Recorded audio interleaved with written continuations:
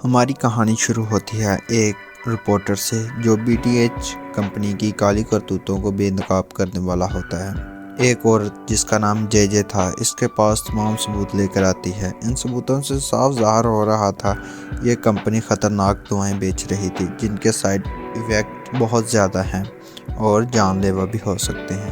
صرف یہی نہیں بلکہ ان کی فیکٹری سے نکلنے والا زہریلا کچرا بھی لوگوں کی جان لے رہا تھا۔ لیکن اچانک بی ٹی ایچ کے بھیجے ہوئے گنڈے وہاں پہنچ جاتے ہیں۔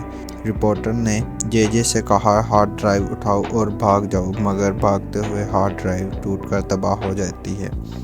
گنڈوں نے پہلے صحافی پر گولیاں چلائیں، لیکن جب وہ کسی طرح کھڑا ہو گیا تو انہوں نے اسے نیزے سے مار ڈالا۔ ادھر جے جے کسی طرح جان بچا کر فرار ہو گئی اور ہمیں ایک بونے قد کا آدمی اس مووی میں ملتا ہے جس کا نام ونسٹن ہے۔ وہ بی ٹی ایچ کے لیے کام کرتا تھا۔ اس کے ساتھ اس کا سوتیلا بیٹا ویٹ بھی رہتا تھا جو اس کی گرل فرینڈ کا بیٹا تھا، لیکن اس کی ماں کو گزرے 1 سال ہو چکا تھا۔ ویٹ کو ونسٹن زیادہ پسند نہیں تھا، مگر ونسٹن پوری کوشش کرتا تھا کہ وہ اس کا اچھے سے خیال رکھ سکے۔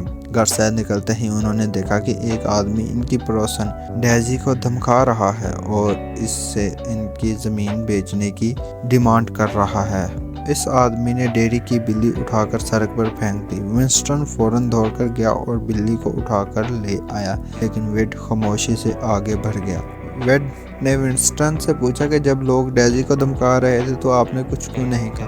ونسٹن نے پرسکون لہجے میں کہا، کبھی کبھی کچھ نہ کرنا بہتر ہوتا ہے۔ اس دن ویڈ کے اسکول میں اس کا ڈانس پرفارمنس تھا۔ ونسٹن نے اسے گڈ لک کہا اور کام پر چلا گیا۔ وہ بی ٹی ایچ کی فیکٹری میں صفائی کا کام کرتا تھا، مگر اسی دن اسے ایک کال آتی اور کال ایک ڈاکٹر کی ہوتی ہے جو اسے بتاتا ہے کہ تمہاری میڈیکل رپورٹ آ چکی ہے۔ ڈاکٹر نے بتایا کہ اس کا دماغ شدید طور پر متاثر ہو چکا ہے اور سرجری ممکن نہیں۔ اس کے پاس صرف 1 سال یا شاید کچھ مہینے رہ چکے ہیں۔ ڈاکٹر ایک بہت بڑی مہنگی دوا بتاتا ہے جو اسے شاید ٹھیک کر سکتی ہے۔ یہاں کہانی بی ٹی ایچ کے مالک رابرٹ تک پہنچی تھی، جو اپنے بھائی فریڈز کو فون پر ڈانٹ رہا تھا کہ صحافی کی موت ایک حادثہ لگنی چاہیے، قتل نہیں۔ دوسری طرف جے جے پر حملے جاری تھے۔ ویڈ اپنی ناکام پرفارمنس کی وجہ سے ٹوٹ چکا تھا اور ونسٹن خود بیمار اور غربت سے لڑ رہا تھا۔ ویڈ کا دل بہلانے کے لیے ونسٹن نے میوزک چلا کر ناچنا شروع کیا، مگر ویڈ کی نظر اس کی میڈیکل رپورٹ پر پڑ جاتی ہے۔ آگے چل کر ونسٹن ایک خوفناک زہریلے کیمیکل میں گر جاتا ہے، جہاں سے ہماری کہانی کا مین پوائنٹ شروع ہوتا ہے۔ ایک خوفناک مگر طاقتور مخلوق میں جب وہ بدل جاتا ہے، وہ ایک ایسے ہیرو میں تبدیل ہو جاتا ہے جسے لوگ پہلے ڈراؤنا راکشس سمجھتے ہوں، مگر بعد میں وہی ان کا محافظ بن جاتا ہے۔ ونسٹن اپنے بیٹے ویڈ، جے جے اور سچائی کے لیے بی ٹی ایچ کمپنی کے خلاف کھڑا ہو جاتا ہے۔ آخرکار جے جے تمام ڈیٹا لیک کر دیتی ہے۔ بی ٹی ایچ کی سازش دنیا کے سامنے آ جاتی ہے اور ونسٹن کی بیماری بھی اس میوٹیشن کی وجہ سے ٹھیک ہو جاتی ہے۔